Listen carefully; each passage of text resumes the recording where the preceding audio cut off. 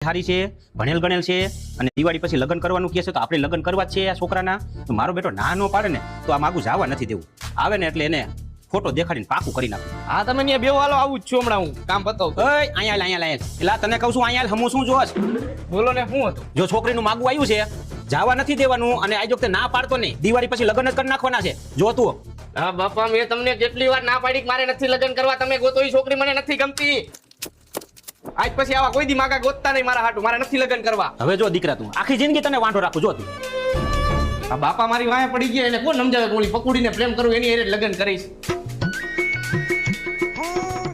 હાલો ભાવલા, હાજી ગા. તારે ઓલી પકોડી હારે લગ્ન કરવાના હતા ને, એ પકોડી અમારા પાડોશીને લઈને ભાગી ગઈ. એટલે આમાં મોઢા વાળો કટકો ક્યાં ગયો? रुको जरा सबर करो। તું દીકરા જે કટકો ગોતસ ને એ મારી પાસે છે.